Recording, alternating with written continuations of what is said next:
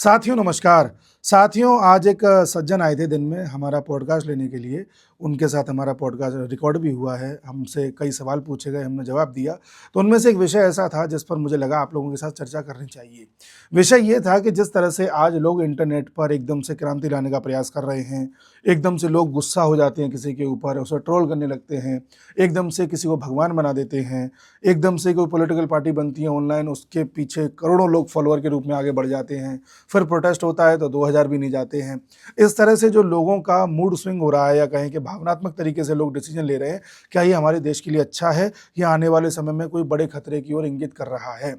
ऐसे में जब चर्चा हुई तो मैंने उन लोगों को बताया कि देखिए, और आपसे भी ये डिस्कस कर रहा हूँ कि आप में से कई लोगों ने मेरे से सवाल पूछा था, मेरे को इंस्टाग्राम पे मैसेज करते हैं कि सर ये बताइए, इस तरह से वो आदमी बोल रहा था या वो नेता बोल रहा था, अगर ऐसे ही होता रहा तो फिर हमारे देश का क्या होगा? सर इसको जवाब दीजिए आप, इसके लिए आप बताइए हम क्या जवाब दे दें, इसने ऐसे कैसे कह दिया? तो लोग जो इम्पल्सिव हैं उनसे मैं कहना चाहूँगा कि हमारा देश एक ट्रांजिशन फेज से गुजर रहा है। हमारे देश की पूरी दुनिया ट्रांजिशन फेज से गुजर रही है, जिसमें हम लोग एक बड़े बदलाव की ओर बढ़ रहे हैं। आज के 10 साल पहले हम लोगों के पास हाई स्पीड इंटरनेट नहीं था। हम लोग मोबाइल में नहीं घुसते थे, एक दूसरे से बात करते थे, कहीं जाते थे तो उस जगह को एंजॉय करते थे। हर चीज़ मोबाइल से ऑर्डर करके घर नहीं मंगाई जाती थी। हर चीज़ के लिए दुकान पे जाते थे, खाना खाने के लिए भी बाहर जाना पड़ता था, और आज सब कुछ मोबाइल पर हो रहा है। आदमी एकदम से मोबाइल पर टूट पड़ा है जब उसे सुविधाएँ मिली हैं तो अभी मोबाइल को जान रहा है, उससे रूबरू हो रहा है। ये जान-पहचान होने में 6-7 साल लग गए हैं। 2016 में हमारे यहाँ 4G आया था, फ्री इंटरनेट मिला। 2016 से लेकर के 2020 तक एक फ़ेज़ रहा जहाँ लोगों ने धीरे-धीरे जाना कि सोशल मीडिया क्या है। फिर जब कोरोना काल आ गया तो उसमें लोगों ने इसका और ज़्यादा उपयोग करना स्टार्ट किया और इसको अपना बिज़नेस बनाया। और उसके बाद का एक फ़ेज़ आया जहाँ आज पूरी दुनिया लगभग मोबाइल पर टिकी हुई है। तो अभी फ़ेज़ेज़ ही आए हैं, एक फ़ेज़ खत्म करते हैं, दूसरा आ जाता है, दूसरा करते हैं, तीसरा आ जाता है। लेकिन अभी एक स्थायी एक पेस हमने नहीं पकड़ा है, जिसको पकड़ने में अगली 3, 4, 5 साल और लगेंगे। तब जाकर के हम इस बात को कह सकते हैं कि हाँ, अब ज़माना या समाज किस ओर में सोच रहा है। ट्रांजिशन फेज़ जब होता है, तो आदमी को जो दिखता है, आदमी उस पर रिएक्ट करता है। ठीक है ना? जैसे कोई भी क्रांति आई, तो आदमी सबसे पहले जाकर के एकदम टूट पड़ता है उस पे, देखो उसमें क्या हो रहा है, देखो क्या हो रहा है। और फिर जब वो प्रैक्टिस में आ जाता है ना, तो लोग यूज़्ड टू हो जाते हैं। आज लोग किसी को देखते हैं और उसे ट्रोल करने लग जाते हैं, ठीक है। कुछ समय बाद पता चलता है कि वो ट्रोल करने लायक नहीं था, हमने गलत कर दिया, तो लोगों को रियलाइज़ होता है। फिर ऐसे ही जब लोग गलती करके रियलाइज़ करते-करते जब 50-100 उदाहरण हो जाएँगे इकट्ठे, उसके बाद लोग धैर्य लाना स्टार्ट कर देंगे और विद द मैच्योरिटी वो सोचेंगे कि हमें इस चीज़ को टाइम देना चाहिए। ज़रा देखते हैं क्या होता है, थोड़ा टाइम दे करके देखते हैं, कहीं ऐसा ना हो कि ये आदमी भी अच्छा निकल जाए। नीतीश कुमार के बेटे हैं निशांत कुमार, उनको हेल्थ मिनिस्टर बनाया गया बिहार का। तो उनका जो कपड़े पहनने का तरीका है, जिस तरह से ढील-ढाल है, तो लोगों ने उनको बड़ा ट्रोल किया। मैं बताऊँ तो मेरे को भी लगा कि यार इनको क्यों बना दिया? तो विद द टाइम हम सब उनको ट्रोल ही कर रहे थे। लेकिन अब वो जिस तरह से वहाँ के अस्पतालों में जाकर के अचानक से छापा मार रहे हैं, मेडिकल कॉलेजेस की व्यवस्थाओं का निरीक्षण कर रहे हैं और एक के बाद एक सस्पेंड कर रहे हैं लोगों को, और ये पाया गया कि वहाँ पर अपने आप में एक मेडिकल माफिया काम करता है, जिसको वो ध्वस्त करने में लगे हुए हैं। तो जो बिहार की जनता या देश की जनता उन्हें ट्रोल कर रही थी, वो उनकी तारीफ कर रही है और कह रही है कि वाह! मिनिस्टर हो तो ऐसा। रातों रात पलट जाता है सब। ऐसे ही कॉकरोच जनता पार्टी को लेकर के लोग एकदम से पीछे भागे। अब जब पता चला कि वो आम आदमी पार्टी का ही सबसेट है और अब वहाँ पर अरुंधति रॉय भी जाने लगी है, तो वहाँ पर लोग जा ही नहीं रहे, खाना खा के लौटे आते हैं। उसी तरह से कई पॉलिटिशियंस, कई ऐसे अलग-अलग क्रिकेटर्स, गौतम गंभीर को ट्रोल किया जाता था बड़े स्तर पर, लेकिन जैसे ही चैंपियंस ट्रॉफी जीती, लोगों ने रियलाइज़ किया कि हम गलत कर रहे थे। फिर टी20 वर्ल्ड कप जीते, लोगों ने रियलाइज़ किया कि हम गलत कर रहे थे। ऐसे ही कई मिनिस्टर्स हैं, गडकरी जी को लेकर के लोग बड़ी तारीफ़ करते थे कि इनसे अच्छा मिनिस्टर कोई नहीं है, अब उनको ही ट्रोल कर रहे हैं। आने वाले समय में हो सकता है जब सब कुछ साफ़ हो जाए, 2-3 साल बाद चीज़ें साफ़ हो जाए, तो उन्हीं को फिर से प्रेज़ करने लगें। तो ये होता है। समाज में पहले ये धीरे-धीरे होता था, अब बहुत तेज़ी से होने लगा है। बट अभी ट्रांजिशन फेज़ से गुज़र रहे हैं। पूरी अर्थव्यवस्था दुनिया की ट्रांजिशन फेज़ से गुज़र रही है। भारत भी सर्विस इकोनॉमी से मैन्युफैक्चरिंग इकोनॉमी की ओर बढ़ रहा है। समाज में बदलाव आ रहे हैं। लोग जब देख रहे हैं कि किसी को नीले ड्रम में बांध दिया जा रहा है, किसी को पहाड़ से फेंक दिया जा रहा है, किसी के टुकड़े करके गाड़ दिया जा रहा है, तो लोगों का अब शादी को लेकर के विचार बदल रहा है।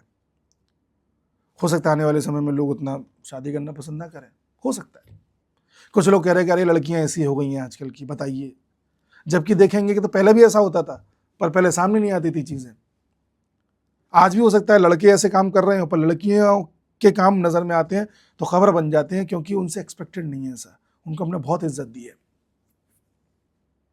एक लड़का सिगरेट पीता दिख जाए तो ठीक है भाई, पी रहा होगा। लड़की दिख जाती है, हम कहते देखो लड़की होकर सिगरेट पी रही है, क्योंकि हम एक्सपेक्ट नहीं करते कि वो अपनी पवित्रता को खोएगी। तो जो चीज़ें हमने अभी तक देखी नहीं थी, एकदम से दिख जाती है ना, तो हम रिएक्ट कर देते हैं, डिपेंडिंग अपॉन हमारा इमोशन हम रिएक्ट कर देते हैं। विद द टाइम इसको भी हम संभालना सीख जाएंगे। अभी इंटरनेट एकदम से आया है तो मैच्योरिटी नहीं आई है, विद द टाइम ये भी आ जाएगी। हमारी डेमोक्रेसी भी इमेच्योर है, एकदम से हमको आज़ादी मिल गई, इतने साल से गुलाम पड़े हुए थे तो हम एकदम पगला गए। फिर हमें जो लुभा देता था हम उसी को वोट दे आते थे, तो गलत नेताओं को लाते रहे, आज भी गलत नेताओं को ला रखे हैं। तो हम धीरे धीरे अब इनको भी साफ कर रहे हैं। आज देख लो कई नेताओं की राजनीतिक रोटियां वो सेक नहीं पा रहे हैं। तो अचानक से मिली आज़ादी, मैच्योरिटी के साथ नहीं आ पाई। अचानक से मिला इंटरनेट, एक्सपोजर, दुनिया का एक्सपोजर हमें पागल कर दिया। अचानक से मिली जो आज़ादी है काम को लेकर के, जो प्रोफेशनल आज़ादी, उसमें भी हम पागल से हो गए कि काम करते हैं, नौकरी छोड़ देते हैं, कुछ नहीं हुआ तो कुछ भी करके एक जोमेटो के जरिए पैसा कमा लेंगे, जोमेटो ड्राइवर बन जाएंगे, क्योंकि इंटरनेट वो सारे मंच दे रहा, कुछ नहीं तो कंटेंट क्रिएटर बन जाएंगे, हमको देख लो सब छोड़ के यही बन गए। तो ये सारे हमको मंच दिए किसने? इंटरनेट ने, तभी तो हम विकल्प ढूंढ पा रहे हैं। तो ये सारी चीज़ें अभी इमेच्योरिटी के फेज में है विद द टाइम। इसलिए मैं कहता हूँ पेशेंस रखना चाहिए। आप जल्दी में मत रहो कि हम रिएक्ट कर दें, हम जवाब दे दें इसको, हम इसको सुना दें। ठंडे रहो यार, सबका टाइम आएगा, आपका भी आएगा, उसका भी आएगा, परिस्थिति भी ऐसी बनेगी कि आप जवाब भी दे लोगे और वो शांत भी हो जाएगा। तो जो बड़े लोग होते हैं वो पेशेंस के साथ पहले ऑब्जर्व करते हैं, इतिहास से पहले सीखते हैं कि पहले ऐसा हुआ था तो क्या रिजल्ट निकला था, फिर पेशेंस रखते हैं, फिर टाइम आने का इंतज़ार करते हैं और फिर रिएक्ट करते हैं, रेस्पॉन्ड करते हैं। तो ये विद द टाइम चलने वाली प्रक्रिया है। ठीक है जी। तो ये सारी बातें मैं आपको डिस्कस करने जा रहा था। एक बात और बताऊं कि हाँ,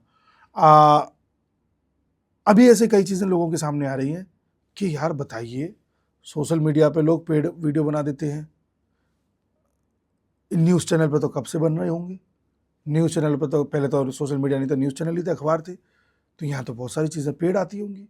क्या पता हमको ब्रेन वॉश किया जा रहा हो, किताबों में बदलाव किया जा रहा है, क्या पता किताबों के ज़रिए ब्रेन वॉश किया जा रहा हो, क्या पता गलत इन्फॉर्मेशन पढ़ाई गई हो। आज तक लोगों को ये भी रियलाइज़ हो रहा है। तो आने वाले समय में आप देखोगे कि लोग इन्फॉर्मेशन को भी क्रॉस वेरीफाई करने लगेंगे और उसके बाद ही असली चीज़ छन के सामने आएगी। ठीक है। और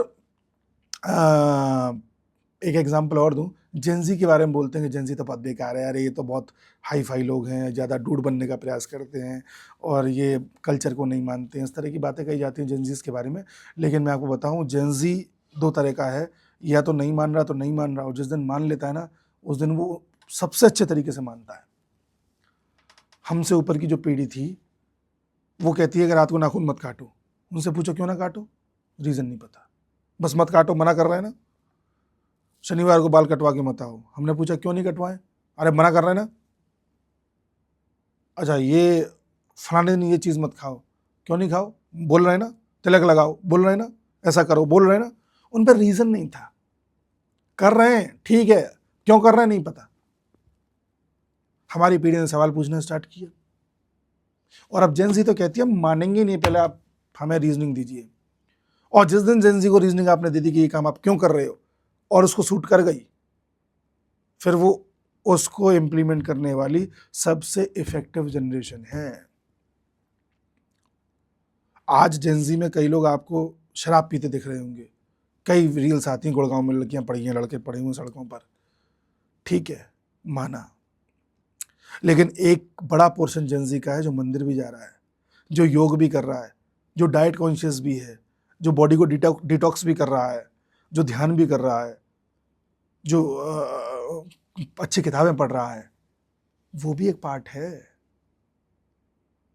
और यही जेंजी है जो आपके कल्चर को अब इफेक्टिवली पूरी दुनिया के सामने लेके जाएगा और एस्टैब्लिश करेगा।